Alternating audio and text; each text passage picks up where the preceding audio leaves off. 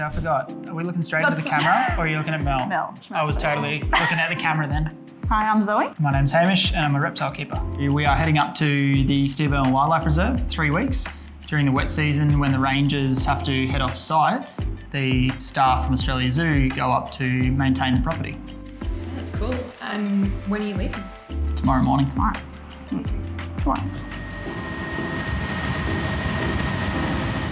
So we have a mission for you while you guys are up there. We want you to capture what you're doing and just show us what it's like up there in the wet season. Do you accept your challenge? We accept. Yes. There you guys go. Nice. Good luck on Thank your you. adventure and we will see you in a month. Cheers. Thank you. Oh, yeah, look at that croc. Yes.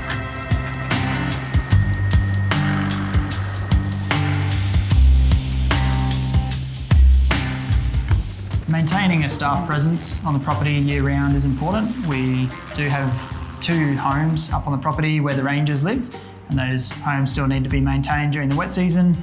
Generators need to be kept running, make sure that plumbing and tracks and everything is good for the rangers when they come back.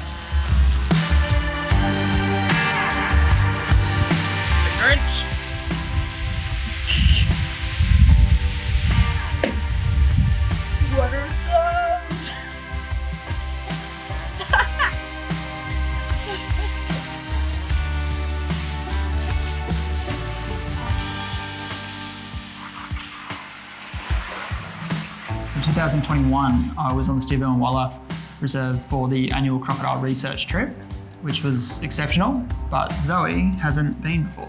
Never been. Nah, heard great things though. Very excited for the bird life in particular. Yeah. The palm cockatoos and the goshawks and everything. I'm always excited to see reptiles, Yeah. but up in that part of the world, there's a whole range of different species of reptiles, but also mammals and birds and amphibians that we don't get to see down here. So, everything. So Far North Queensland has an excessively wet season just after summer. So during the crocodile trip, we go in the dry season when we can actually work and move around the property quite easily. Whereas during the wet season, access is almost completely cut off and very, very little area is actually dry for us to move around. So it's going to be a very different experience.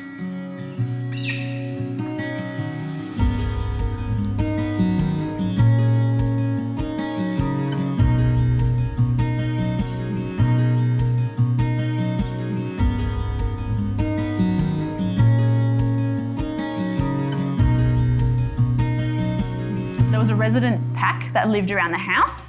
Usually we'd see about 3 to 4. Usually they'd be just out there scouting around. Now, on one occasion, we saw 6 dingoes hunting as a pack. Yeah, it's Very coordinated. coordinated. Watching, dingoes coordinate, hunt and whatnot, and predator versus prey.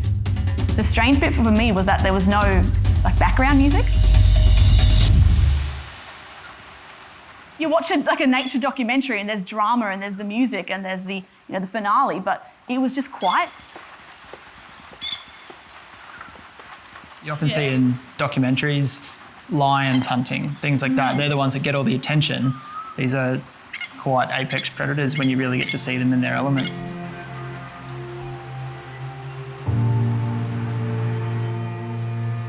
It was more difficult than we anticipated. Technology and rain or water don't really go too well together. I think we maybe filmed about 10% of what we actually would have liked to, but it's kind of nice to know that a lot of it remained a secret. So we'd love to share if we could, but it's just for us.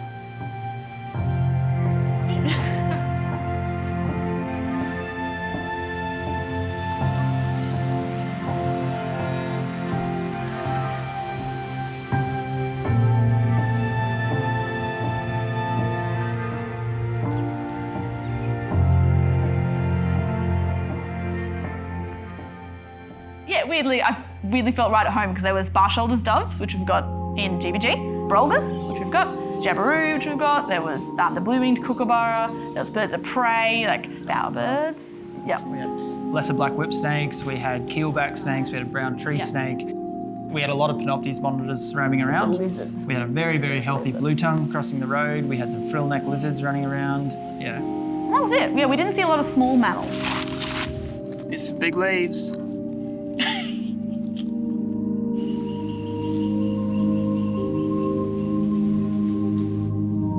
So the crocodile research trip takes place more on the southern border of the property. Croc trip is crazy. You've got a whole team of researchers, crocodile keepers, whereas this one was, just me and Zoe up there, so it was quite nice and still did a bit of hard work, but it was a nice, relaxing break to just enjoy nature and, just be able to take your time.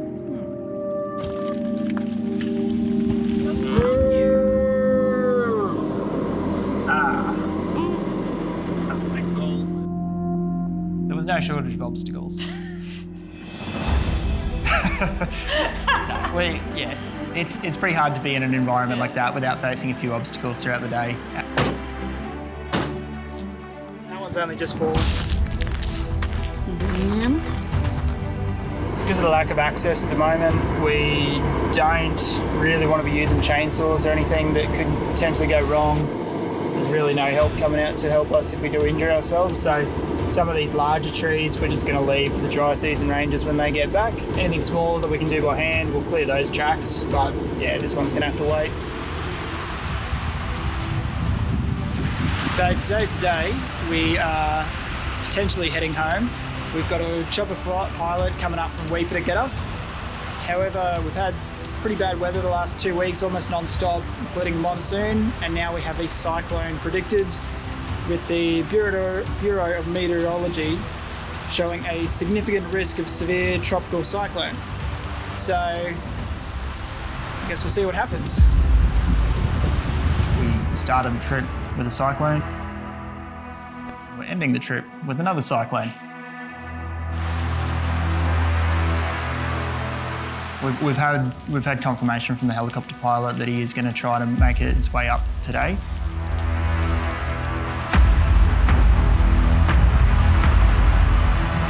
So, weather permitting, we're going to get out of here today, but we'll have to see.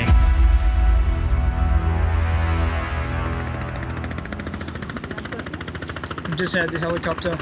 No, it has been a really incredible trip. Yeah, very grateful to have the opportunity to go up there and see the environment and the changing environment and experience it firsthand.